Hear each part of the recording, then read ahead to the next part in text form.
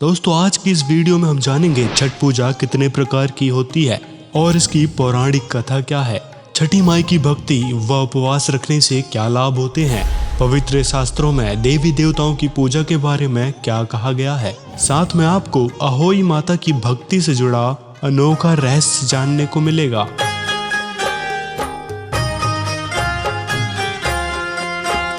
दोस्तों वैसे तो भारत में बहुत से पर्व मनाए जाते हैं, उसी में छठ पूजा सूर्य उपासना का एक लोक पर्व है।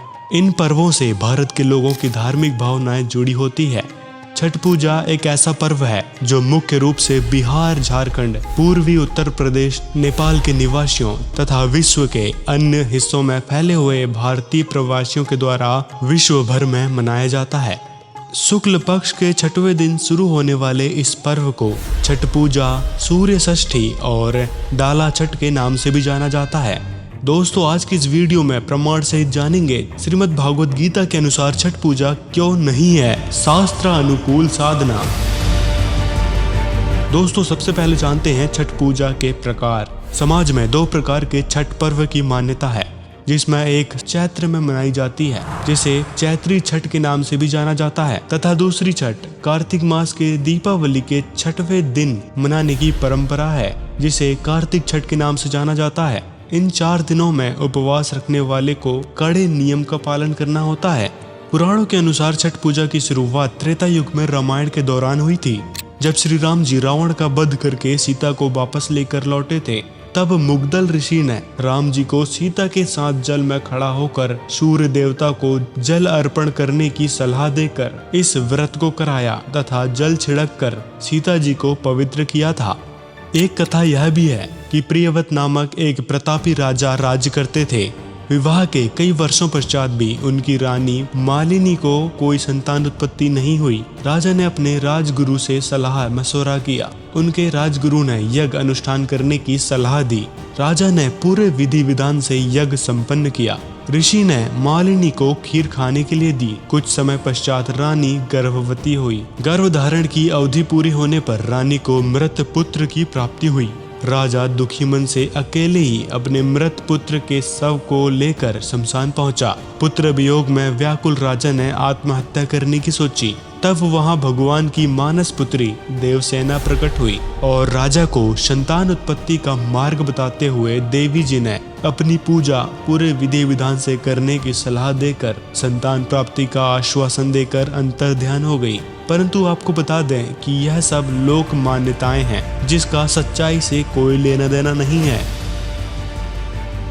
लोक मान्यताओं के अनुसार सृष्टि के मूल की उत्पत्ति के छठे दिन इनके जन्म के कारण इन्हें छठी मैया कहा जाता है। इस घटना के बाद राजा ने वापस अपने महल लौटकर पूरा वृतांत अपनी पत्नी को सुनाया और देवी द्वारा बताए गए नियम और विधि विधान से देवी द्वारा बताई गई तिथि को पूरे अनुष्ठान के साथ छठी मैया की पूजा अर्चना की। कुछ समय पश्चात रानी ने फिर से गर्भ धारण किया। गर्भ अवधि पूरे होने के बाद रानी ने एक स्वस्थ बालक को जन्म दिया। राजा के संतान की इच्छा पूरी होने के कारण ही इस पर्व की मान्यता है कि छठी मैया का व्रत पूरे विधि विधान से करने पर निसंतान को संतान की प्राप्ति होती है।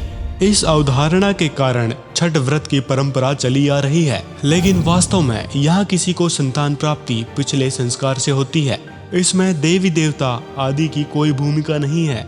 छठ पूजा का विधान इतिहास के अलावा हमारे किसी भी धर्म के प्रमाणित पवित्र सदग्रंथों गीता, चारों वेदों में नहीं है। हिंदू धर्म के पवित्र धर्म ग्रंथ श्रीमद् भागवत गीता अध्याय 6 के श्लोक 16 में गीता ज्ञानदाता का कहना है कि हे अर्जुन, यह भक्ति ना तो अधिक खाने वाले की, ना ही बिल्कुल ना खाने वाले की, अर्थात ये भक्ति ना ही व्रत रखने वाले की और ना अधिक सोने तथा ना अधिक जागने वाले की सफल होती है।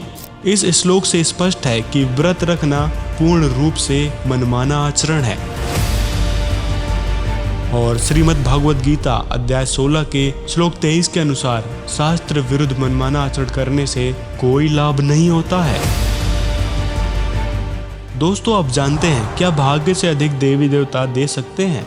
जहाँ तक सवाल है पुत्र प्राप्ति की, तो परम संत सदगुरु रामपाल जी महाराज हमारे शास्त्रों से प्रमाणित करके बताते हैं यहाँ सभी जीव उतना ही पाते हैं जितना उनकी किस्मत यानी भाग्य में लिखा हुआ है। अगर प्रारब्ध में कोई लेन देन बाकी नहीं है तो संतान प्राप्ति नहीं होती है। भाग्य से अधिक अगर कोई दे सकता है तो वो पूर्ण परमात्मा कबीर साहिब हैं। छठ व्रत जैसी मनमानी पूजा को लेकर कबीर परमेश्वर ने कहा है, आपे लिपे आपे पोते और आपे बनावे ओई और उस पर बुढ़िया फिर पोते मांगे। देख अकल कहाँ से खोई। एक वही माता देखी हमने पूजती, एक औरत क्या चित्र बना लेती थी दीवार पर, आप पे बनाती और फिर उसका कागज जोत जात ला के अर्नो कहे हे वही माता बहू का पोता दिए पुत्र दिए दूध पूत में खैर रखिए हैं, इसलिए तेरी पूजा करूं। परमात्मा कहे आप तो वह माता बनाई, आप पे लिपे आप पे पोता आप पे बनावे ओई और उस पर बुढ़िया पोते मांगे। देखा कलकड़े तक खोई तरह के जो भाई। दोस्तों छठ पूजा में जिस मानस देवी की पुत्री देवसेना का जिक्र है वो देवी दुर्गा यानी माया का ही अंश है। माया के बारे में कबीर परमेश्वर जी ने कहा है, माया काली नागनी अपने जाए खात कुंडली में छोड़े नहीं 100 बातां की बात। माया स्वयं काल की अर्धांगिनी है जो हम सभी जीवों को इस 84 लाख योनियों में फंसाए रखने में काल की मदद करती है। दोस्तों अधिक जानकारी के लिए पढ़ें पुस्तक अंधश्रद्धा भक्ति खतराए जान, जिसका लिंक हमने डिस्क्रिप्शन में दे रखा है।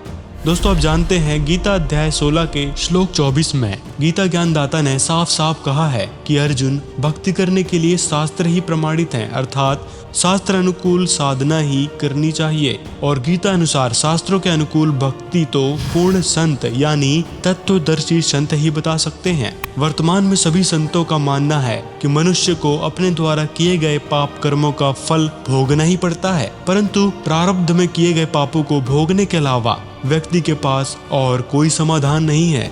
लेकिन अगर हम अपने सदग्रंथों की बात करें, संत रामपाल जी महाराज प्रमाणित करके हमारे सदग्रंथों से बताते हैं कि पवित्र यजुर्वेद अध्याय 8 मंत्र 13, ऋग्वेद मंडल नंबर 10 सूक्त 161 मंत्र 2 में वर्णित है कि पूर्ण परमात्मा अपने साधक के घोर से घोर पाप को भी नाश कर देते हैं, उसकी आयु बढ़ा सकता है। जिससे साफ जाहिर है अभी तक के सभी संतों के पास सदग्रंथों के आधार से कोई ज्ञान नहीं है। इस घोर कलयुग में पूरे ब्रह्मांड में अगर कोई परमात्मा द्वारा चयनित अधिकारी संत है जो इन सभी शर्तों पर खरे उतरते हों तो वो एकमात्र संत रामपाल जी महाराज जी हैं। दोस्तों जीवन आपका है और बेशक चुनाव भी आपका ही होना चाहिए। दोस्तों आपको बता दें कि इस पूरे विश्व में संत रामपाल जी महाराज ही वो संत हैं जो शास्त्र अनुकूल साधना देते हैं। इसीलिए अपना वक्त ना गवाकर पूर्ण संत सदगुरु रामपाल जी महाराज जी से नाम दीक्षा लेकर अपना तथा अपने परिवार का कल्याण करवाएं।